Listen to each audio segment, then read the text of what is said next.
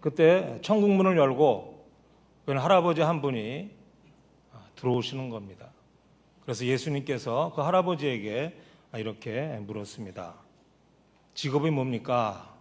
그랬더니 이 할아버지가 제 직업은 하찮은 목수였습니다.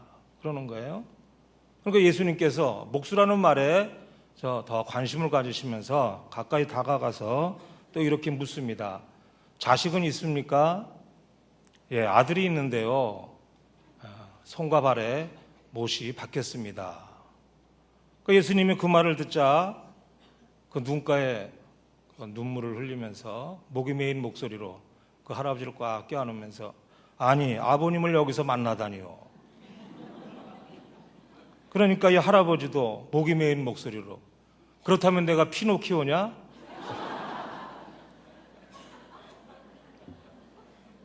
예수님이 하나님이신데 모를 리가 없죠.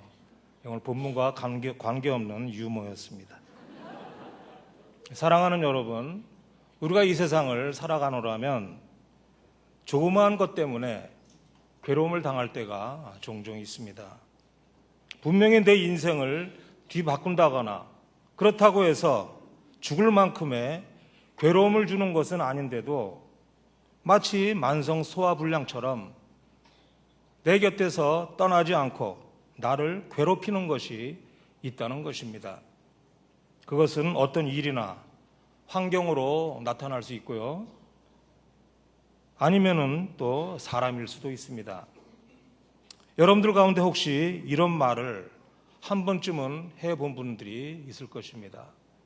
내가 저 사람을 만나지 않았다면 내 인생 해피했을 텐데 그때 내 눈에 콩깍지가 씌었지. 으이그 자식 새끼가 아니라 왼수다 왼수. 나의 가난은 언제나 내게서 떠나게 될까? 나는 언제까지 이 병을 달고 다녀야 할까? 오늘 본문에는 이런 것들을 통칭해서 가라지다 이렇게 표현해 주고 있습니다. 가라지의 원어적 의미는 독보리입니다. 이 독보리는 당시 유대 땅의 그 밀밭에 기생하고 있는 그 잡초 중에 하나입니다. 이것은 밀보다 더 강한 뿌리를 가졌기 때문에 그 밀의 모든 양분을 다 흡수해서 밀이 자라나는 것을 방해합니다. 더욱이 그 모양이 밀과 비슷해서 자세히 보지 않으면 이것이 밀인지 독보리인지 알 수가 없다는 것입니다. 그러니까 이 가라지는 없을수록 좋다는 것이지요. 그런데 여러분, 문제는 저와 여러분들의 삶 가운데에도 이런 가라지가 있더라는 것입니다. 사랑하는 여러분, 저와 여러분들은 예수님을 믿는 하나님의 자녀들입니다. 그래서 우리는 하나님의 통치 안에서 하나님의 다스림을 받고 있는 사람들입니다. 그런데 왜 나를 괴롭히는 저 가라지는 나를 떠나지 않고 여전히 기승을 부리고 있느냐 하는 것입니다. 우리가 예수 믿기 전에는 사단의 권세 아래 있었기 때문에 몰라서 고통 가운데 있었지만 그런데 우리가 지금은 그런 상태가 아니지 않습니까? 이제는 우리가 예수님을 믿고 예수님을 사랑하고 예수님을 따릅니다. 그분의 다스림을 사모하면서 우리는 할 수 있는 대로 기도하고 또 주일마다 또 예배도 잘 드리는데 왜 가라지는 없어지지 않고 여전히 우리들을 힘들게 하고 있느냐는 것이죠.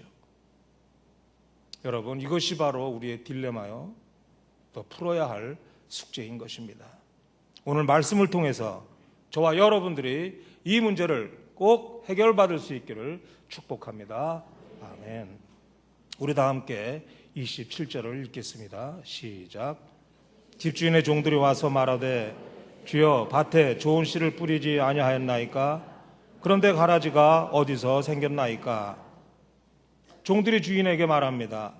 분명히 우리가 주인의 명령을 받잡고 뿌린 씨앗은 좋은 씨였는데 어떻게 이렇게 가라지가 생겼습니까? 그러자 주인이 말하기를 원수가 그랬다 이렇게 말합니다. 그러자 종들이 또 물었죠. 그러면 주인님, 우리가 가서 이것을 뽑아버릴까요? 주인이 뭐라고 합니까? 우리 다 함께 29절을 읽겠습니다. 시작. 주인이 이르되 가만두라. 가라지를 뽑다가 곡식까지 뽑을까 염려하노라. 가만두라고 합니다. 더욱이 그 다음 절을 보게 되면요, 둘 다 추수 때까지 함께 자라게 두라, 이렇게 말씀합니다. 정말 이해 못할 일이죠. 주인으로 비유된 하나님께서는 이 악한 가라지를 사단이 뿌렸다, 이렇게 말했습니다. 그것이 우리를 괴롭히고 있는데 그냥 놔두라는 것입니다. 가라지가 우리를 계속해서 괴롭히도록 그것을 허용하고 계시다는 것이죠. 이것이 바로 우리 그리스도인들이 접하고 있는 현실 아니겠습니까? 사랑하는 여러분, 우리가 힘들고 어려울 때, 고통과 고난을 당하고 있을 때 하나님께 던지는 질문이 무엇이던가요? 하나님, 이 세상은 하나님의 통치권 안에 있다면서요. 우리는 하나님의 자녀로 이 땅에서 천국을 누리는 삶을 살아야 한다면서요. 그런데 이게 뭡니까? 그렇게 하면서 하나님께 기도하죠. 하나님, 제 가라지를 뽑아주세요. 제게 있는 이 가라지를 제발 좀 물리쳐 주세요. 사랑하는 여러분, 그런데 오늘 우리에게 주시는 말씀의 대전제가 무엇입니까? 가라지는 그냥 두어라, 이것 아니겠습니까? 이것은 하나님의 말씀입니다. 하나님의 말씀이라면 우리는 애시당초 내 뜻을 포기하고 하나님 말씀에 굴복해야 마땅한 것입니다. 왜냐하면 우리가 하나님 말씀에 빨리 굴복하는 것이 우리 신상에 이롭기 때문입니다. 그렇습니다, 여러분. 일단 하나님께서 그렇게 말씀하셨다면 내가 어떻게 저 가라지에 적응을 할까? 그것을 고민하는 게 낫지, 아무리 가라지를 뽑아달라고 울며 통곡하며 기도를 해도 하나님께서 허락하지 않으면 응답받을 수가 없다는 것이죠. 제게도 가라지가 있습니다. 또 이렇게 얘기하면 혹시 하면서 이상한 생각을 하시는 분도 계실지 모르겠는데 제 아내는 절대 아닙니다. 제가 사역을 하다 보면 저를 괴롭히는 가라지가 가끔 생기더라는 것입니다. 아마 여러분들도 마찬가지일 것입니다. 가라지 때문에 상처받고 괴로워하면서 쓰린 가슴을 부여잡고 고민하고 힘쓰고 애썼던 적이 있었을 것입니다. 그래서 이 가라지의 문제는 우리 인생의 본질적인 문제요, 당면한 과제라고 해야 할 것입니다. 그렇다면 하나님께서는 왜 우리에게 가라지를 좀 없애주시지 않고 그대로 놔두라 말씀하셨을까요?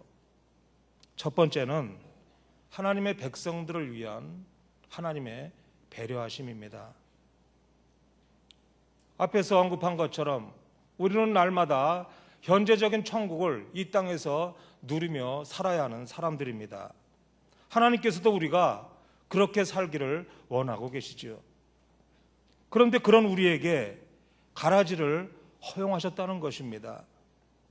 도대체 우리에게 필요 없는 이 가라지를 어디에 쓰시려고요? 그것은 바로 우리의 연단과 훈련을 위해서입니다.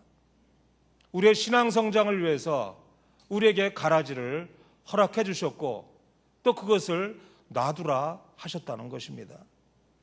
그래서 저나 여러분이나 삶의 자리에서 이 가라지가 느껴진다면 그것을 이상하게 볼 일은 아니라는 것입니다.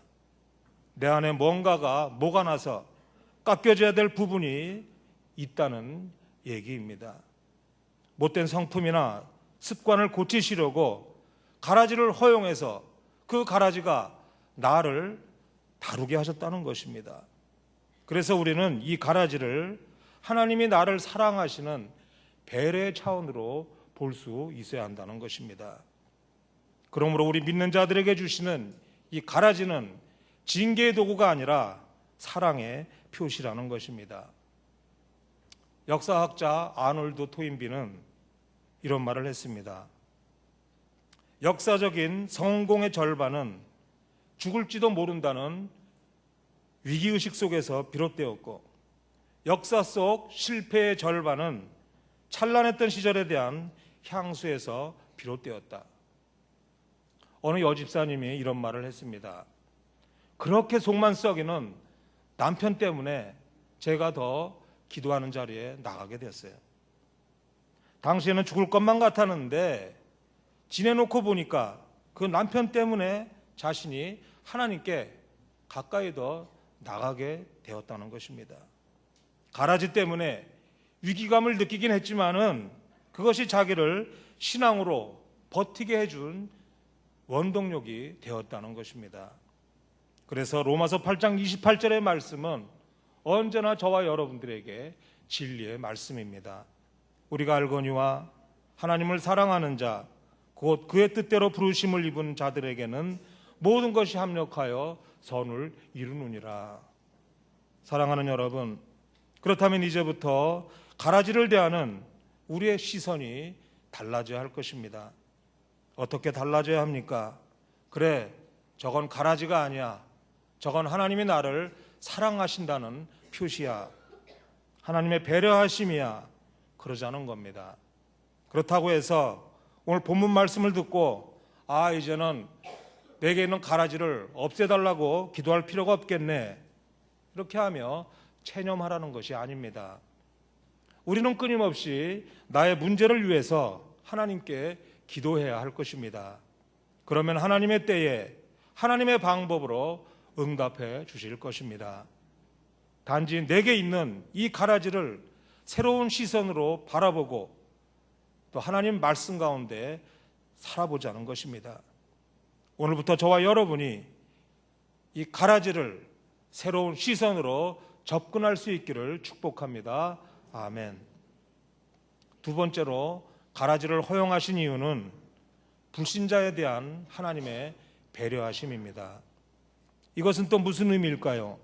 하나님께서 기다려 주신다는 것입니다. 오늘 본문 28절에서 29절을 보게 되면 종의 시각과 주인의 시각이 극명하게 갈리는 것을 보게 됩니다. 종이 말하지요. 주인님, 뽑아야 마땅하지 않습니까? 그랬더니 주인이 가만두어라. 뽑아버려야 됩니다. 글쎄 가만 놔두라니까 그러네. 이것이 바로 종과 주인의 시각 차이입니다. 여기서 우리는 하나님의 관심을 발견할 수가 있지요. 많은 사람들은 오늘 본문의 비유를 심판의 말씀으로만 생각합니다. 그 이유는 이 말씀의 중심을 알곡에 두지 않고 가라지에 초점을 맞추고 있기 때문입니다. 그렇지만 하나님의 관심은 결코 심판에만 있지 않습니다. 오늘 본문의 포커스는 가라지가 아니라 알곡입니다. 하나의 알곡이라도 해치지 않고 하나의 알곡이라도 더 얻고자 하시는 주인의 마음이라는 말씀입니다. 한 영혼이라도 더 구원하시려고 오랫동안 참아주시고 기다려주시는 하나님의 사랑을 말씀하시려고 예수님께서 이 비유를 던져주셨다는 것입니다. 그렇다면 이 가라지를 왜 가만두라고 했을까요? 그것은 바로 지금은 때가 아니라는 것입니다. 주인이 지금 어떤 생각을 하고 있습니까?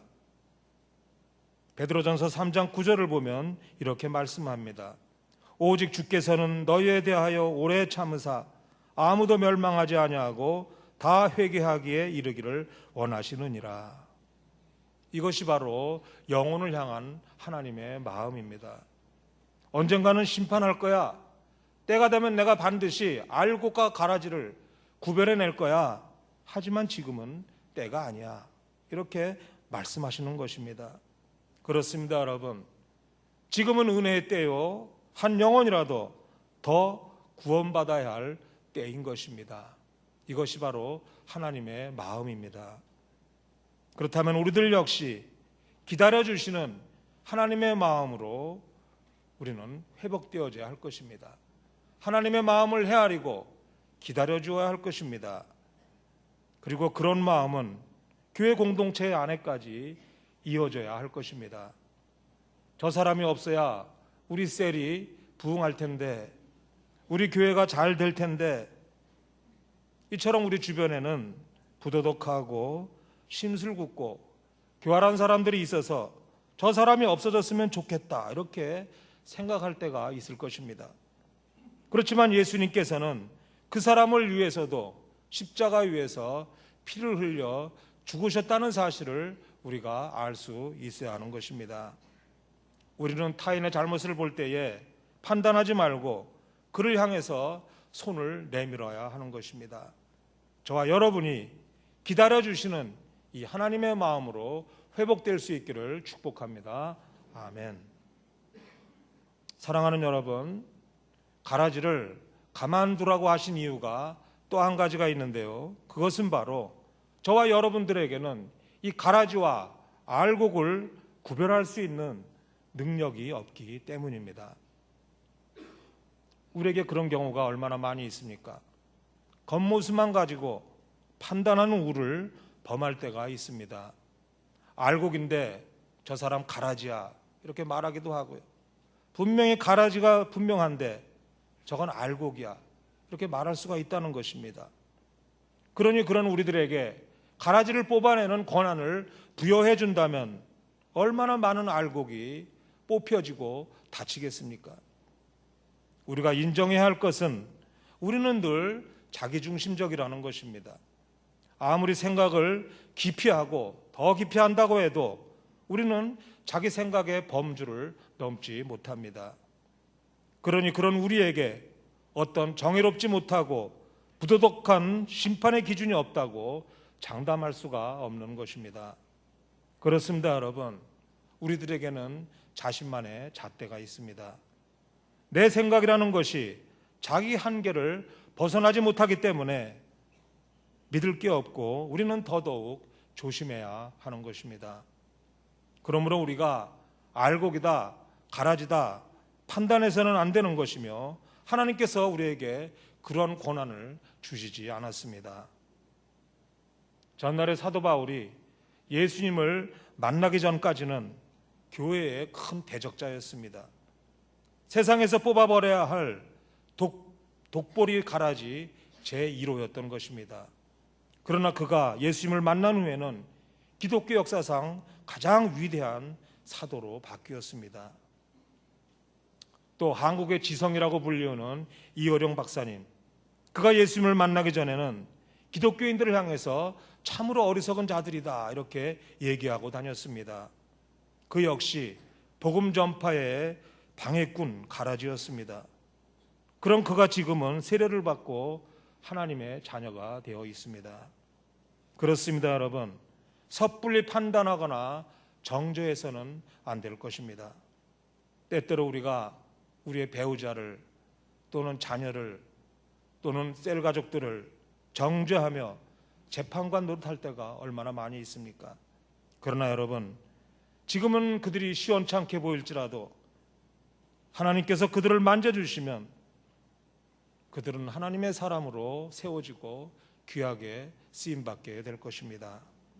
그런 기대를 가지고 우리는 인내하면서 그를 위해 중보해줘야 할 것입니다. 더욱 중요한 것은 우리가 남을 비판하기보다 먼저 하나님 앞에서 내가 혹시 가라지가 아닌가 자신의 영적 상태를 점검하는 자세가 필요합니다. 사랑하는 여러분, 하나님께서 그러신 것처럼 우리도 기다려 줍시다. 관용을 보여주고 그를 품어주시기 바랍니다. 그럴 수가 있어가 아니라 그럴 수도 있지라는 마음을 우리 모두 다 가지고 살아갑시다. 가라지를 허용할 수밖에 없는 하나님의 마음을 깨닫고 그 마음을 깊이 간직하는 저와 여러분 될 수 있기를 축복합니다. 아멘. 마지막으로 우리에게 가라지를 허용하신 것은 반드시 추수 때가 있기 때문입니다. 우리 다 함께 30절을 읽겠습니다. 시작.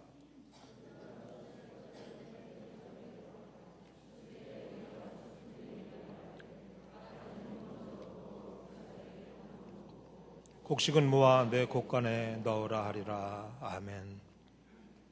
사랑하는 여러분, 추수의 날은 반드시 있습니다.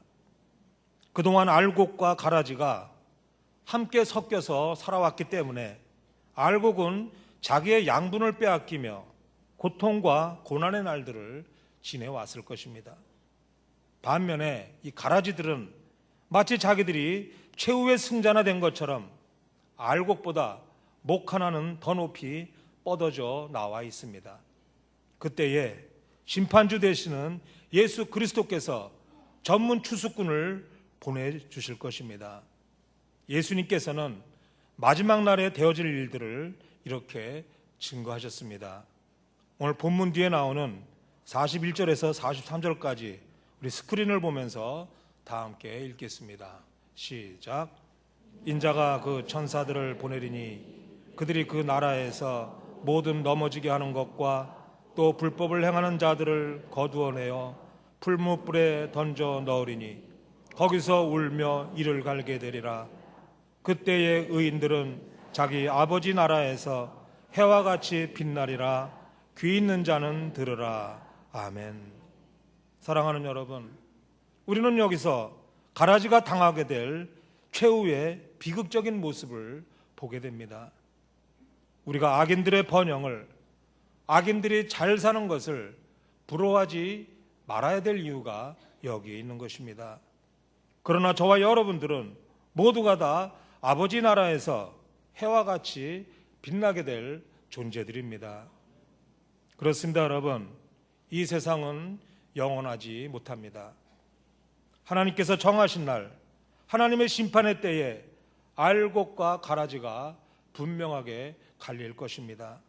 그날에는 후회하며 슬피 울며 이를 갈게 될 사람이 많이 있을 것입니다. 그렇다면 이제 우리들은 어떻게 살아야 될까요? 먼저 우리는 이 세상에 완벽한 사람이나 완벽한 공동체는 없다는 것을 알아야 됩니다. 이것은 교회라고 해서 예외가 될 수 없습니다. 어떤 성도가 자기가 다니는 교회가 마음에 들지 않아서 교회에 대한 온갖 불만을 터뜨리고 다녔습니다. 그러면서 그는 이렇게 말합니다. 정말 은혜롭고 문제가 없는 완벽한 교회에 다니고 싶습니다. 그러자 그 이야기를 들은 사람이 이렇게 말했습니다.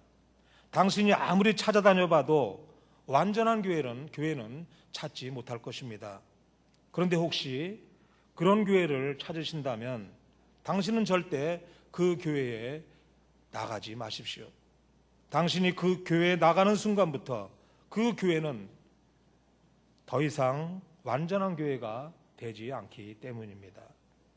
사랑하는 여러분, 이 세상에 있는 성도들이나 우리 모든 교회들은 천국이라는 건물을 짓고 있는 공사 현장과 같습니다. 우리가 공사 현장을 지나가다 보면 이런 글을 보게 됩니다. 공사 중 통행에 불편을 드려서 대단히 죄송합니다. 그렇습니다. 공사 현장에서는 트럭이나 중장비의 굉음이 들릴 수도 있고 먼지도 많이 일어납니다. 그래서 차량이나 행인들이 돌아가야 하는 불편함을 겪어야 됩니다. 그렇지만 분명한 것은 공사가 끝난 후에는 아름답고 좋은 건물이 세워지기 때문에 지금의 불편함을 감수하는 것입니다. 우리들도 마찬가지입니다. 아직은 우리가 그리스도의 진정한 사람으로 만들어져 가는 과정에 있기 때문에 다른 이들을 불편하게 해줄 수가 있습니다. 또 다른 사람들 역시 나를 불편하게 할 수가 있을 것입니다. 뿐만 아니라 잘라내지 못하는 죄악도 가지고 있습니다. 그렇지만 여러분, 분명한 것은 지금 우리는 하나님의 거룩한 백성으로 만들어져 가는 과정 속에 있다는 사실입니다. 그러므로 서로 불편함을 이해해주고 기다려주는 마음이 필요합니다. 남편은 공사 중인 아내를, 또 아내는 공사 중인 남편을 참아주어야 합니다. 자녀는 공사 중인 부모에 대해서, 부모는 공사 중인 자녀에 대해서 너그러움으로 기다려줘야 할 것입니다. 그렇게 살아갈 때에 어느새 우리의 가정, 우리 교회 공동체에 그리스도 예수의 날이 이루어진 것을 우리는 보게 될 것입니다. 빌립보서 1장 6절은 이렇게 말씀합니다. 너희 안에서 착한 일을 시작하신 이가 그리스도 예수의 날까지 이루실 줄을 우리는 확신하노라. 아멘. 이것이 사도 바울의 고백이자 저와 여러분들의 고백이 되어야 할 것입니다. 사랑하는 여러분, 이제 가라지를 허용하신 하나님의 뜻과 마음을 알고 우리를 괴롭히는 그 모든 것으로부터 우리 모두가 자유하십시다. 한 걸음 더 나아가서 거기에 더 여유 있게 대처하며 살아가십시다. 바라기는 저와 여러분들로 인해서 이 땅에 진정한 하나님의 나라, 공의와 진리가 실현되고 우리의 가정마다, 우리의 공동체마다 사랑이 넘치는 천국으로 변화될 수 있기를 주의 이름으로 축원합니다. 아멘. 기도하겠습니다. 참으로 좋으신 아버지 하나님, 우리 모두에게 성령으로 충만하게 하셔서 우리를 힘들게 하고 어렵게 하는 가라지를 바라볼 때마다 하나님의 마음을 생각하며 승리하게 하시고 가라지를 바라보는 우리의 시각과 우리의 가치관이 달라질 수 있도록 함께하여 주옵소서. 가라지가 힘들기는 하지만은 나의 영성을 회복시키시고 믿음을 성장하게 하시려는 하나님의 섭리를 따라 순종하며 살아갈 수 있는 믿음 있는 자들 다 될 수 있도록 인도하여 주옵소서. 예수 그리스도 이름으로 기도합니다. 아멘. 우리도 함께. 참으로 좋으신 아버지 하나님, 날마다 우리에게 크신 은혜를 베풀어 주셔서 수많은 사건과 사고 속에서도 안전하게 보호하여 주시고 하나님의 평강 가운데 살게 하셨을 뿐 아니라 땀 흘려 일할 수 있는 일터와 일할 수 있는 건강을 허락하여 주셔서 일할 때마다 빈손으로 돌아오지 않고 일한 것 이상으로 풍성한 열매를 얻게 하시니 감사를 드립니다. 우리에게 만입이 있다 한들 어찌 그 받은 은혜를 말로 다 표현하며 우리가 가진 것을 모두 드린다 한들 어찌 그 사랑에 미치겠습니까마는 보잘것없는 작은 물질이나마 하나님을 사랑하는 마음으로 정성을 다하고 힘을 다하여 올려드리오니 좋으신 아버지 하나님, 이 예물과 예물에 담긴 하나님을 향한 우리들의 마음을 기쁘게 받아 주옵소서. 하나님께서 약속하신 말씀을 의지하여 드리는 구별된 예물과 매 순간순간마다 함께 하시고 인도하시는 은혜에 감사하는 예물로 드리고 여러 가지 목적의 예물과 마음의 소원을 구하는 예물로 드리오니 이 모든 예물들이 하나님 보시기에 아름답고 합당한 예물 되게 하여 주옵시고 드린 손길마다 축복하시사 하늘의 신령한 복으로 땅에 기름지고 풍성한 복으로 넘치도록 부어 주옵소서. 좋으신 아버지 하나님, 이번 한 주간도 우리가 세상에서 살아갈 때에 힘들고 어려운 일을 만나더라도 약속에 신실하신 하나님을 의지하여 참 자유를 누리게 하시고 복음의 능력을 누릴 뿐만 아니라 어느 곳에 가든지 복음을 전하며 살게 하시며 복의 근원, 복의 통로되는 삶을 살아갈 수 있도록 함께하여 주옵소서. 우리의 가정과 일터와 자녀들을 축복하시사 하나님께 영광 돌리는 일들로 풍성하게 하여 주옵소서. 이제는 우리 주 예수 그리스도의 구속의 은혜와 하나님의 다함 없으신 놀라운 사랑과 성령의 감화, 감동, 역사, 충만하심이 어떤 상황을 만나더라도 하나님의 섭리를 따라 순종하며 살겠습니다.